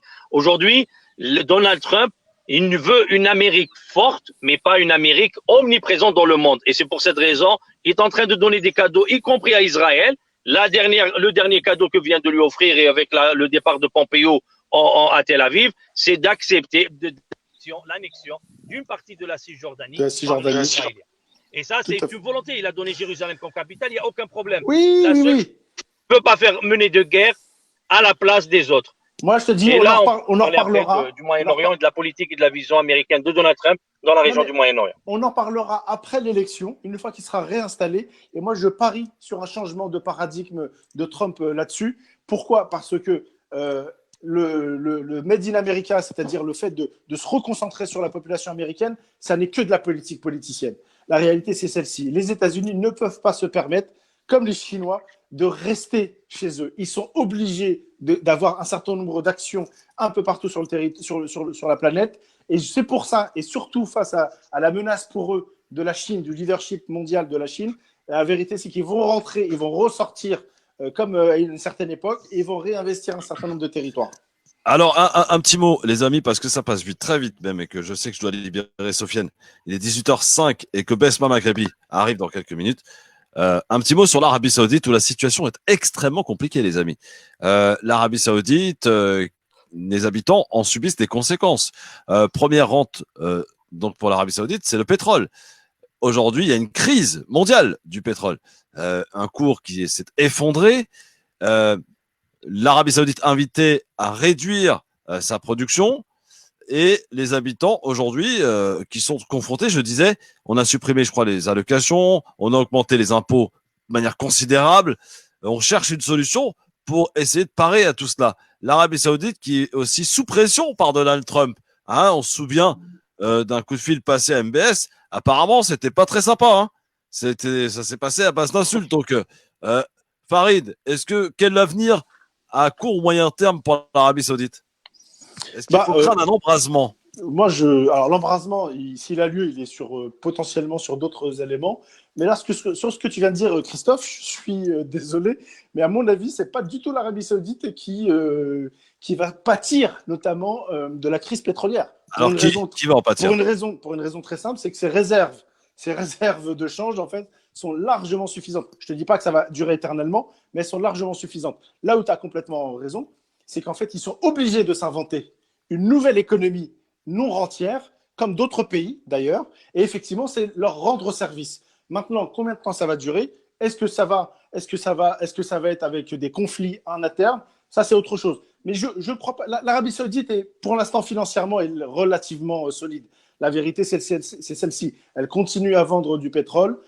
Bien sûr que le pétrole a chuté en termes de prix, mais la réalité, c'est que c'est elle qui fait la pluie et le beau temps sur le marché avec les Russes. La réalité, et les Américains, bien sûr, là-dessus. Donc, moi, je crois pas. Il y a une espèce de guerre, d'ailleurs, entre l'Arabie Saoudite et les Russes. Ils ont trouvé un accord. Oui. Ils sont passés autour de la table de négociation. C'est Trump qui les a forcés à trouver un accord. La réalité, c'est que comment on appelle ça ? Et du coup, c'est pour ça que c'est très intéressant, parce que l'Arabie Saoudite, à cause de cette crise avec les Russes, en fait, qu'est-ce qu'ils ont essayé de faire ? Ils ont essayé de réfléchir, de faire de la prospective. Ils ont dit, voilà, nous allons récupérer une bonne partie du marché mondial du pétrole. Et la difficulté, c'est que ça n'a pas toujours fonctionné. Pourquoi ? Parce que les Russes ne sont pas d'accord. Les Russes, eux, ont beaucoup plus à perdre que l'Arabie Saoudite, parce qu'ils n'ont pas les mêmes réserves de change. Et surtout, comme d'autres pays, ils sont obligés d'avoir un niveau de pétrole très élevé pour pouvoir s'en sortir. Moi, je pense à des pays qui ne vont pas s'en sortir, des pays comme le Venezuela, par exemple, qui est un des premiers producteurs mondiaux de pétrole, mais qui aujourd'hui ne pourra pas s'en sortir. Je pense plus à des pays de Alors. type Émirats Arabes Unis, Qatar, mais pas l'Arabie Saoudite. Très bien. Sofiane, pour finir, est-ce que tu partages l'optimisme de Farid? Non, non, non. Peut-être, je tiens à rappeler juste à Farid, il y a une information, il y a une loi qui a été passée aux États-Unis, c'est la loi Gesta, c'est en 2016, c'est la possibilité que les Américains ou les victimes de l'attentat du 11 septembre peuvent porter plainte contre les autorités saoudiennes. Et il y a 2 jours, il y a un journaliste d'investigation de Yahoo News qui a révélé que le FBI, par erreur, a révélé l'identité d'un diplomate saoudien, mais on sait pertinemment que c'est un jeu voulu par Donald Trump afin de pousser les Saoudiens à encore payer et payer les prix de la conséquence économique. Pardon? Non, mais ça, c'est une manière de pomper encore plus d'argent aux Saoudiens. Voilà. Mais ça va pas plus loin Les que ça. Saoudiens n'ont pas beaucoup d'argent. Aujourd'hui, les Saoudiens ils sont passés de 11 millions de barils à 7 millions de barils. Ils ont réduit à 4 millions et ils ont un déficit. Aujourd'hui, les Saoudiens vont prêter presque 100 milliards de dollars au niveau du FMI. Même l'argent dont tu parles, les réserves, ils sont aux États-Unis. C'est pas Donald Trump maintenant qui va leur donner cet argent-là. Mais non, bien sûr que non, ça marche pas comme ça, Sofiane. Là, non, mais juste, j'essaie un peu de caricaturer. Les réserves de l'État d'Arabie Saoudite, les réserves financières, je parle, les réserves purement financières sont extrêmement importantes. Quand je dis extrêmement importantes, le seul fonds souverain de l'Arabie Saoudite, si je dis pas de bêtises, il avoisine les 500 milliards de dollars. Le seul fonds souverain, et on parle pas d'État à ce moment-là, tu vois. Oui. Bien. Alors là où tu as peut-être raison sur un élément, c'est que tout ça, c'est libellé en dollars. Et c'est le gros problème des Chinois, d'Arabie Saoudite, mais également des Chinois et de le reste de la population, c'est que tout ceci est libellé en dollars. Donc effectivement, les États-Unis d'Amérique sont toujours en fait les vrais propriétaires de tout ça. Bon, merci. Et rappelez juste le contexte. Ouais, pardon. Vas-y, Sofiane, tu veux rappeler un contexte? Ouais, le contexte régional. Mohamed Ben Salman, le prince héritier de l'Arabie Saoudite, il a été isolé au niveau familial, au niveau régional, et la guerre du Yémen. Et dernièrement, si vous avez vu, même les patriotes, c'est-à-dire les missiles anti-aériens qui ont été placés par les Américains, viennent d'être retirés, c'est-à-dire les Américains qui lèvent la main. Et lors de la conversation entre Donald Trump et Mohamed Ben Salman pour réduire immédiatement le nombre de barils, et a priori, Donald Trump l'a menacé. Il a dit que si je lève ma main, au bout de 2 semaines, votre monarchie ne restera pas debout. Et parce qu'il y a tellement d'ennemis à l'Arabie Saoudite, elle s'est fait beaucoup d'ennemis, que tout le monde veut s'assurer dans la région, y compris le Qatar et compagnie.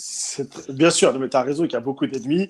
C'est un peu caricatural à mon goût. La réalité, c'est que pourquoi en fait les États-Unis lèvent la main, c'est qu'en fait ils ont anéanti, sans avoir tiré un seul missile, ils ont anéanti l'Iran tout simplement. Et donc du coup, la menace iranienne est beaucoup moins importante aujourd'hui que dans le passé. Mais je peux te garantir. Mais bien sûr, encore un sujet de discorde. Encore un sujet de discorde là. Écoute, l'Iran, qui est une immense civilisation, et qui effectivement qui avait des velléités, je peux te dire qu'aujourd'hui, je parle d'un point de vue contemporain, c'est-à-dire dans les mois qui viennent, en tout cas, mettra pas du tout à profit toutes ces menaces. Les Iraniens qui viennent d'envoyer un satellite militaire et qui ils ont dévoilé même des photos de centrale nucléaire d'Imona en Israël, et vous me dites que l'Iran est beaucoup plus affaibli. Jamais. Mais tu peux dire ce que tu veux. Ça s'appelle de la propagande. Ça s'appelle de la propagande ici ou là. On en a parlé notamment tout à l'heure. Tu es un propagandiste. Aujourd'hui, pour les Iraniens, ils ont le Hezbollah qui est à la frontière, qui est plus fort au niveau libanais.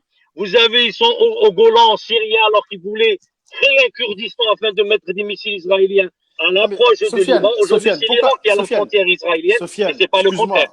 Sofiane, excuse-moi, tu me dis, on parle d'Arabie Saoudite. Tu me dis, les Américains ont retiré un certain nombre de missiles. Non, t'as parlé de l'Iran qui était faible. Non, mais bien sûr, t'as dit précisément que les Américains avaient retiré un certain nombre de missiles patriotes, effectivement, sur le territoire saoudien. Et moi, je t'ai dit, c'est une des raisons à ça, c'est qu'en fait, la menace purement, symboliquement, de l'Iran sur l'Arabie Saoudite, aujourd'hui, elle est moindre. Je ne dis pas qu'elle n'existe pas, elle est moindre. La vérité, c'est quoi? C'est que lorsque le baril de pétrole est complètement à un prix catastrophique, les premières victimes, c'est également les Iraniens. Il ne faut pas se mentir, parce que le peuple... Juste, et je termine. En 2001, à partir des moments, l'invasion et la doctrine néoconservatrice afin d'anéantir l'Iran, ils ont voulu détruire l'Iran. Aujourd'hui, l'Iran est très fortement présent en Irak, très fortement présent en Syrie, très fortement présent au Liban. Alors maintenant, me dire que l'Iran est affaibli après toutes ces années, mené par les néoconservateurs, c'est vraiment Complètement. ne pas voir la Non, mais- réalité en face. Alors, Bon, j'ai voilà. jamais.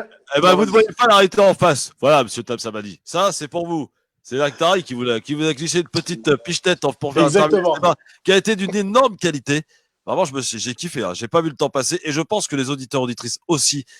Et on vous invite, messieurs, à redébattre parce qu'il y a vraiment des vrais sujets de divergence. Et l'avantage de ce débat, c'est qu'il y a des vrais arguments qui sont établis et donnés de chaque côté, aussi bien du côté de Farid que de Sofiane. Vous connaissez votre sujet, les gars, et franchement, quand j'écoute ça, je suis particulièrement fier d'animer cette émission qui s'appelle Le Grand Forum. Merci, Sofiane. On doit te libérer. Merci Christophe, merci Farid, merci Salam, Philippe, Sofiane. merci à tous. Salam. C'était Sarah.com. Et à très vite, Sofiane. Il faut que tu reviennes vite parce que t'es très demandé. Hein. Avec Farid, là, Il vous êtes suffit demandé, qu'il les y ait gars. un consul marocain ou tunisien qui s'attaque à l'Algérie, je viendrai. On a trouvé notre nouveau Zemmour Nolo. Voilà. Bon, je sais pas qui est Zemmour, je sais pas qui est Nolo. Attention, ça risque de virer à l'insulte. Je sais pas qui est. En tout cas, chose est sûre, on n'a pas perdu notre avocate préférée. N'est-ce pas, Maghrebi? Maître Maghrebi est avec nous. Bonsoir, maître. Bonsoir Christophe, bonsoir tout le monde. Très très très intéressant, dis donc. Hein. Ah oui, non mais là c'est de la haute voltige, c'est de la haute qualité, les amis. Oui, je tiens à vous le dire, bien sûr. Quand vous regardez les chaînes d'infos dès qu'il y a une actualité importante dans ce pays, on vous ramène tous les spécialistes ou les pseudo-spécialistes. Nous, on rigole pas, nous. Voilà, on a des vrais spécialistes, voilà, qui argumentent sur des vrais sujets. Voilà. Merci encore à Farid et Sofiane pour ce grand débat de qualité. Alors, maître Maghrebi, comment ça va? Bah ça va très bien. Est-ce qu'on a repris le boulot un peu? Oui, on a repris, pas le choix, hein. On est obligé de reprendre. Donc oui, j'ai repris. Les tribunaux qui vont être surchargés parce que je rappelle que 63 plaintes ont été déposées pour l'instant contre le gouvernement. Ah bah écoute, moi les échos que j'ai eus, c'est que d'ailleurs je pense que ça va faire un scandale, hein, c'est que justement pour éviter les surcharges, il y a à peu près 40% des plaintes qui ont été déposées, je parle pas spécialement de celle-là, hein, mais 40% des plaintes déposées qui vont être classées sans suite. Donc on va rigoler. Ouais. Bon, Farid, il y a de quoi être inquiet là pour le gouvernement ou pas? Pour le gouvernement, oui, moi je pense que ça risque de partir en vrille à partir de septembre, très clairement, que ce soit les plaintes. En vérité, sur les 63 plaintes, Christophe, dont tu fais référence, il y en a une bonne partie, c'est des plaintes qui sont pas dignes d'être présentées, c'est-à-dire que c'est des courriers anonymes ou des courriers d'individus qui ne sont pas vraiment. Par contre, il y a des plaintes véritablement lourdes, notamment du personnel de santé, des médecins, etc., qui, à mon avis, elles, risquent de faire très, très, très mal. Ensuite, oui. sur le gouvernement, moi, je pense, Édouard Philippe va partir, ça, c'est une évidence. Oui. La vraie question, à mon avis, c'est comment ils vont gérer l'après-crise, et notamment la crise sociale qui va arriver. Et la crise sociale qui va arriver, à mon avis, elle va être d'une extrême violence. Et je pense que la rentrée, notamment de septembre, va être très, très, très, très, très, très chaud. Bon, maître Maghrebi, pour les auditeurs et auditrices qui le souhaitent, là, c'est vrai qu'à chaque fois, on vous grappille du temps, hein, mais bon, vous allez retrouver votre émission bientôt après Ramadan, toute seule. Vous allez pouvoir, pendant 1 heure, répondre aux questions des auditeurs.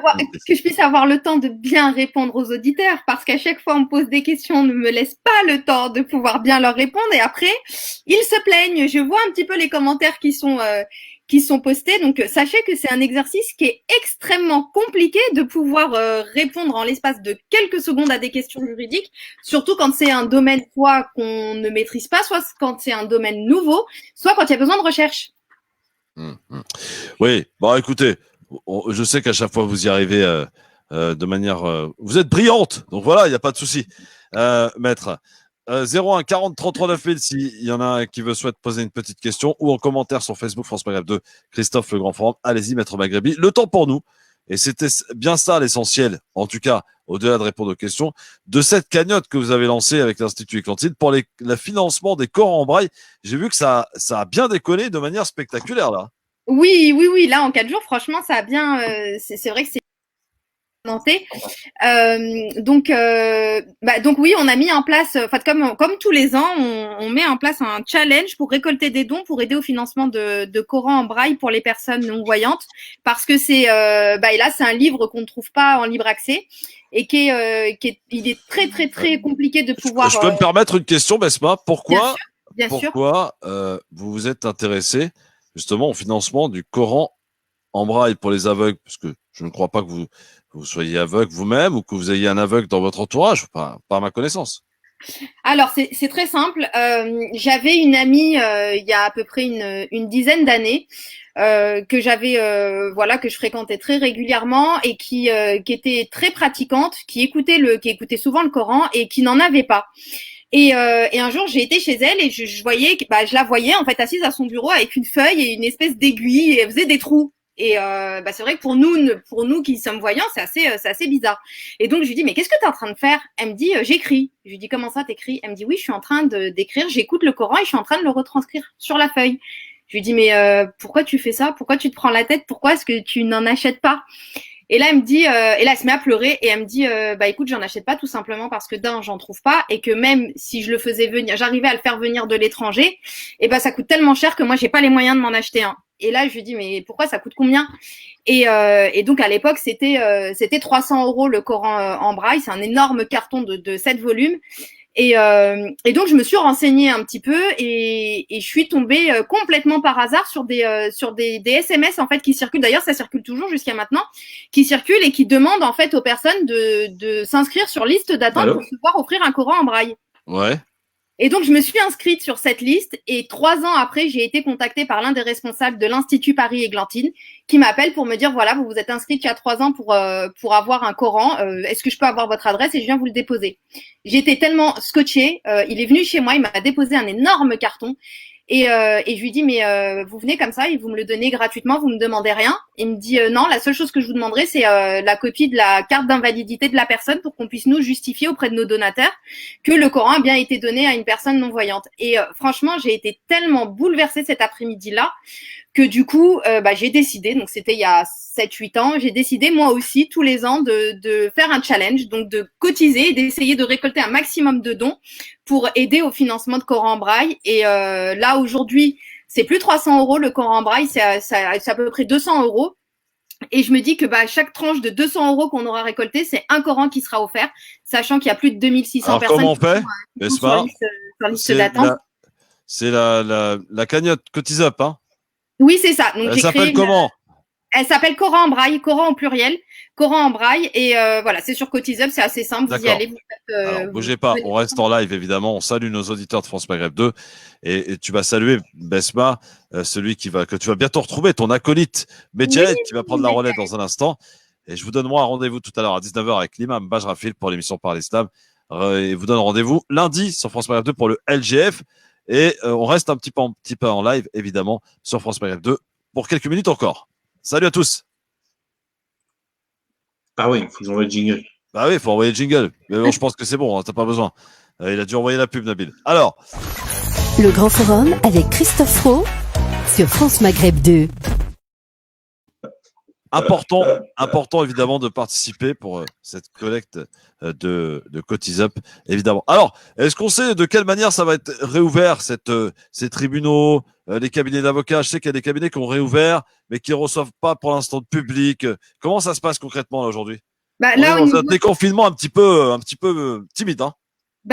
Oui, c'est assez compliqué parce que nous au niveau de nos cabinets, on doit mettre en place les mesures de sécurité qui sont nécessaires avec les distanciations.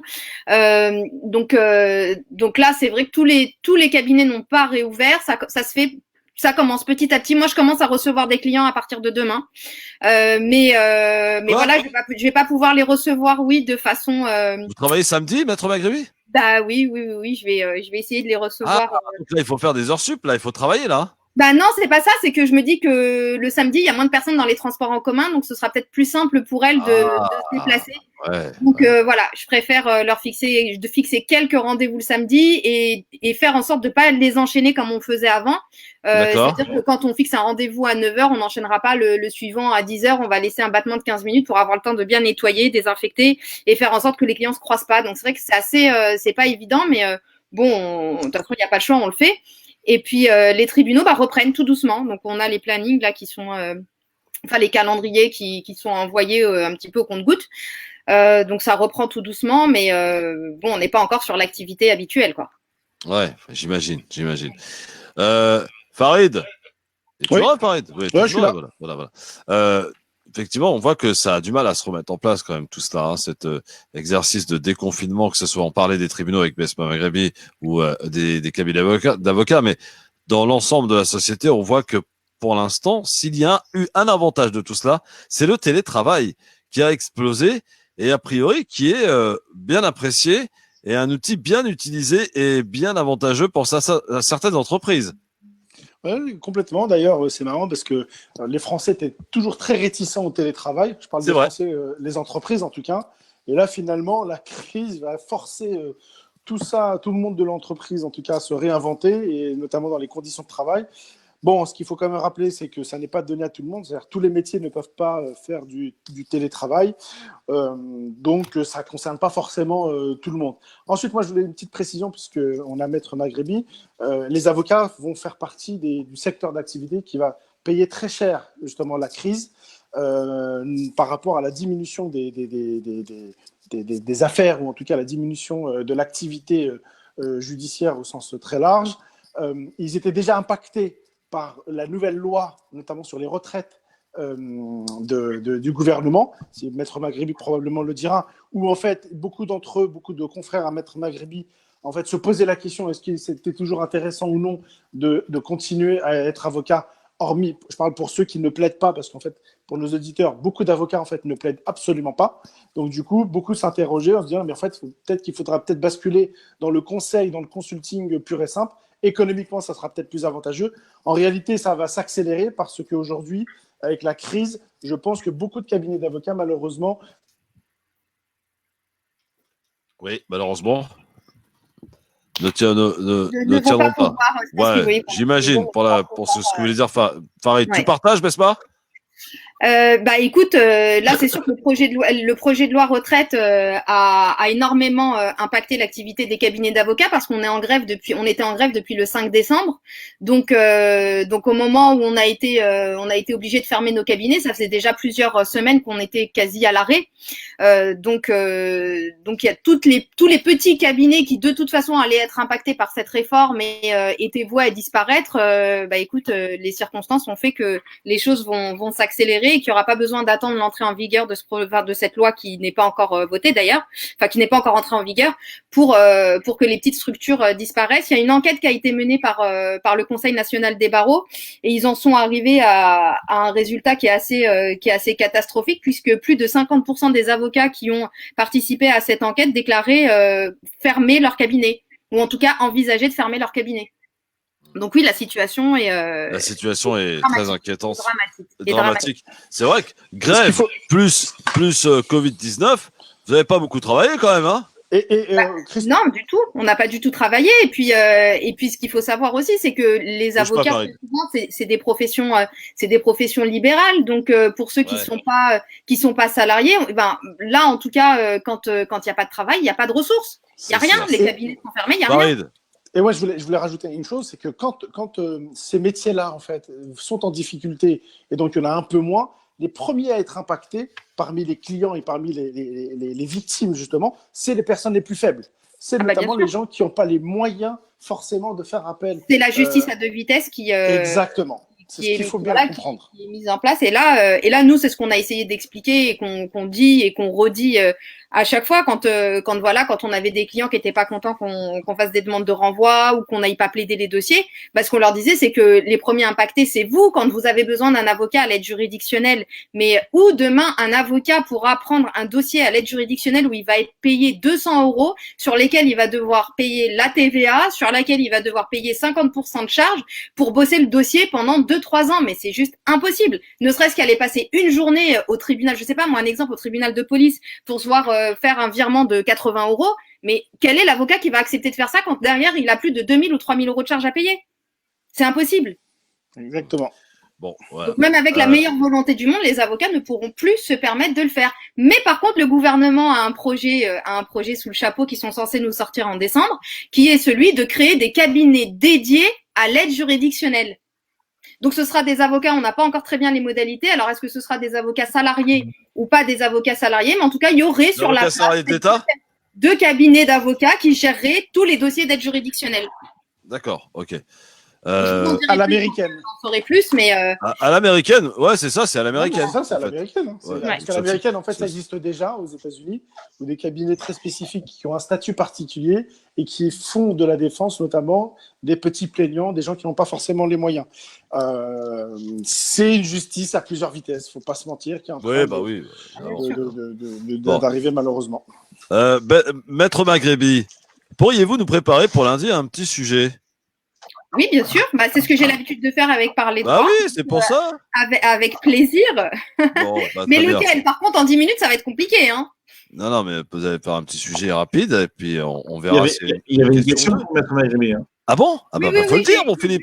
en fait, j'ai vu une question passer, mais je pourrais pas Alors, répondre à cette question parce que j'ai besoin de faire des recherches et j'ai pas envie de l'induire en erreur. Alors, donc, c'est pour ça que je l'ai pas relevé. Est-ce que tu peux noter la question et on lui répond à. Est-ce qu'on lui répond lundi alors, Oui. Maître Maghrebi? Bien sûr. Oui. Voilà, Sans Voilà, problème. très bien. Alors, c'est quoi la question? Puisque tu travailles jour de Shabbat et jour de Seigneur, alors allons-y, hein, yallah. Hein. Ouais, bah oui, je suis obligée. Hein. C'était quoi la question? La question, c'est bonjour maître, l'article L 113-4 du Code des assurances stipule que l'assuré Déjà, il a stipule droit pas, il en dispose. Je sais pas, moi. Non, mais il a écrit stipule, mais c'est juste pour corriger. On ne dit pas Okay, que. Alors, en cas de diminution du risque, à une diminution du montant de la prime, si l'assureur n'y consent pas, l'assuré peut dénoncer le contrat. La résiliation prenant effet 30 jours après la dénonciation dans le cadre du véhicule à usage privé. Pouvons-nous demander à notre assureur, en gros, si pour une raison X ou Y, tu considères qu'il y a moins de risques, bah, tu vois, ton véhicule, il sort pas, du fait du confinement, par exemple, il y en a, pendant 2 mois, leur véhicule n'a pas bougé. Donc, moins de risques d'accident, donc tu payes moins de cotisations. Tu vois, en soi, là, pendant 2 mois, c'est les assurances qui sont gavées, les garagistes ont pleuré, les experts, ils ont pleuré aussi, mais les assurances, ils ont pourvu que le confinement il dure un petit peu plus longtemps. Et donc, du coup, si donc, l'assurance... Vespa répondra lundi à cette question. Lundi. Voilà. Lundi, vous y pensez, Maître Maghrebi, attention. Hein. Oui, bien sûr. Bon. Et je précise que le gouvernement n'a pas voulu, pour l'instant, mettre de côté sa loi dissimulant l'interdiction de dissimuler son visage. Hein. Non, donc, pour l'instant, non. Non, c'est tout. Non, mais ça pose un problème, cette histoire. Je suis désolé. Hein. À situation exceptionnelle, décision exceptionnelle, je vous l'accorde. Mais pour le coup, là, il y a difficulté dans la loi. Vous avez un côté. Pas du tout, mais pas du tout. Mais si, mais arrêtez. Il y a une difficulté dans la loi, puisque la loi t'interdit de te dissimuler le visage. Et pour le coup, tu prends une amende de, je crois, 125 €, un truc comme ça. 150.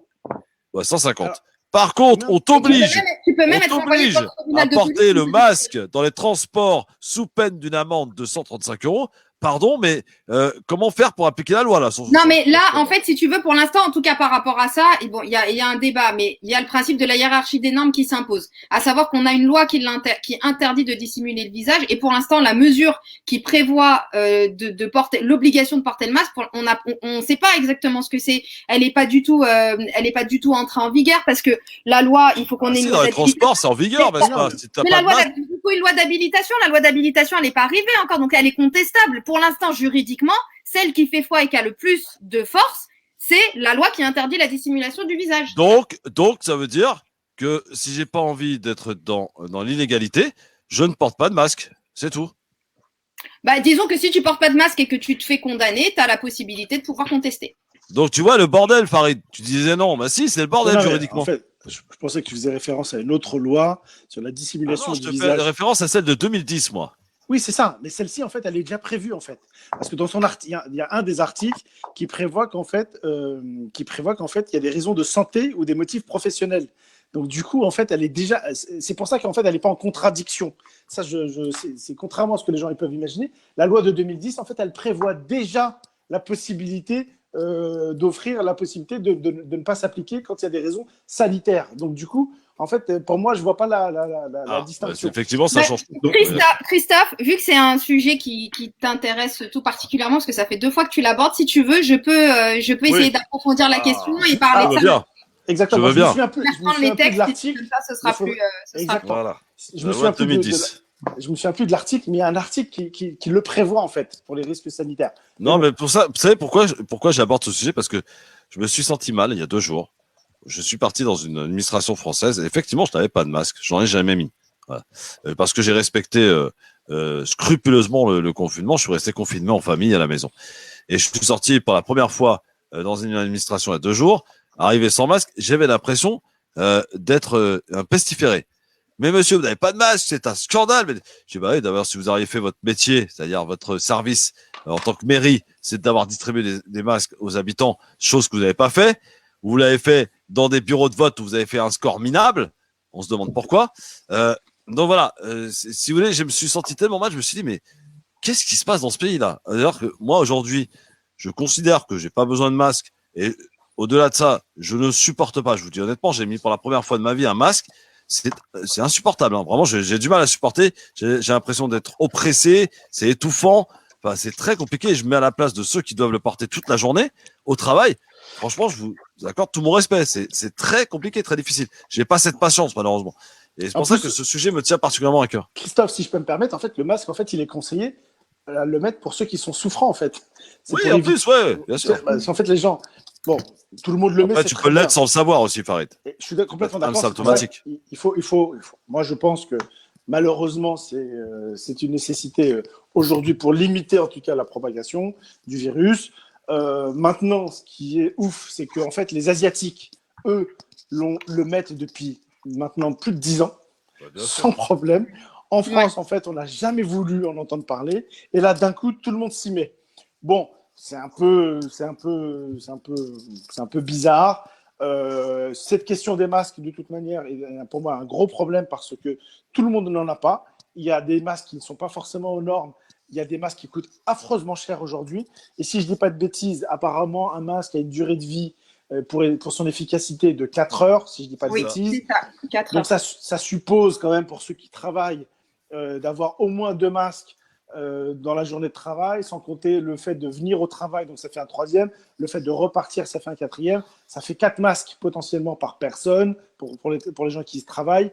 Ça fait beaucoup. Et moi, je trouve hallucinant, alors du coup, vous allez prendre pour un emmerdeur, mais moi, je trouve hallucinant qu'on n'ait pas limité le prix des masques, notamment dans les grandes surfaces. Je trouve hallucinant qu'aux pharmaciens, on leur dit c'est maximum 97 centimes, si je ne dis pas de bêtises, mais dans les grandes surfaces, vous pouvez y aller, sans problème. Et donc du coup, vous avez tout un business qui se met en place pour ces choses-là. C'est encore une fois la gestion de la crise. C'est de l'amateurisme le plus complet pour moi. Exact. Alors, par exemple, pour Maître Maghrebi, qui a un cabinet d'avocats, il va falloir un sacré stock de masques, hein.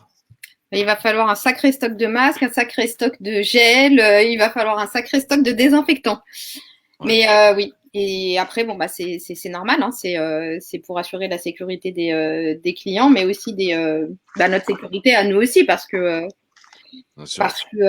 voilà, il y a pas, voilà, tout le monde est concerné. Donc oui, ça va coûter. Ça va coûter. Ouais, bon. Encore des sous. Bon, on termine évidemment comme il se doit cette émission. Farid, la semaine dernière, tu nous disais que madame avait préparé une paella. J'espère qu'elle était bonne. Elle était extraordinaire. Quel est le programme pour ce soir, mon Farid? Franchement, à part, je sais qu'on a de la harira au programme ce soir, ça c'est sûr. Bien sûr, obligatoire. Et je suis pas encore au courant de ce qu'il y a pour la suite, pour être honnête avec vous. D'accord, très bien. Bon, c'est déjà pas mal. Besma, Maître Maghrebi, faites-nous rêver une bonne fois pour toutes. Je vais dîner une entrecôte. Ah. Là, bravo. Là, je te reconnais, Besma. Je change ce soir. Ah, super. Mais l'entrecôte, attends, tu l'as cuit comment? Saignante ou à point? Non, saignante. Ah, là, franchement, Besma. Là, je te respecte. Là, vraiment, t'as tout mon respect. T'as retrouvé tout mon respect d'un coup, là. Paf! Tu vois, c'est revenu direct. Mais t'inquiète, la soupe aux lentilles va pas tarder à revenir. Mais tu sais que j'ai appris que la soupe aux lentilles, c'était notamment les Syriens qui mangeaient cette soupe aux lentilles pendant Ramadan. C'est une spécialité syrienne. Mais tu savais pas que j'avais au Liban aussi d'ailleurs, ils font. Oui, absolument. Ils font ça. Et que moi je suis très attachée, tu sais, aux Syriens et aux Libanais. Oui, bien sûr. oui. Trop forte. Bon appétit avec ta super bonne entrecôte. J'espère que tu l'as bien choisie, qu'elle est bien tendre et que tu vas te régaler. Non, je pense qu'elle va être magnifique. Bon, elle sera extraordinaire. Même extraordinaire. En plus, c'est important de manger un peu de viande rouge, c'est très important. Et surtout, ce que j'aimerais, c'est qu'au moment où je vais manger et au moment où je vais commencer à manger mon entrecôte, je vois la cagnotte, tu vois, des Corans en braille augmenter et monter d'un coup. Inch'Allah. Et la cagnotte. Là, elle ne pourra être que fabuleuse, mon entrecôte. On rappelle la cagnotte, elle s'appelle Coran en braille. Coran en braille, Coran au pluriel, en braille, et voilà, chaque don compte, s'il vous plaît, je compte sur Allez-y, la zakat fête, la zakat med. Surtout qu'on est dans les 10 derniers jours, donc vraiment là, c'est... La fidia, pour ceux qui n'ont pas gelé. Voilà. Les derniers jours, faut pas hésiter, c'est... voilà, même tous les soirs un petit peu, et faites circuler au maximum autour de vous si vous pouvez pas participer, même si vous pouvez Exactement. c'est très important. Bon, eh ben, je vous souhaite un excellent week-end. Mon Philippe, qu'est-ce qu'on mange ce soir?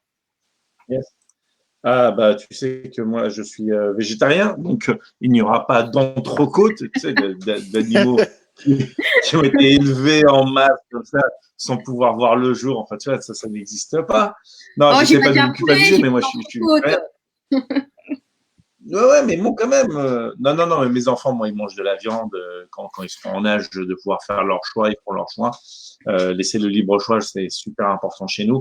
Mais moi, je crois que j'ai concombre, tomates et betteraves, un truc de champ. Et sinon, j'ai de la soupe aux légumes. Ah, j'ai de la soupe aux légumes hier. Philippe, non, mais c'est pas ça. C'est que, je peux manger les légumes crus.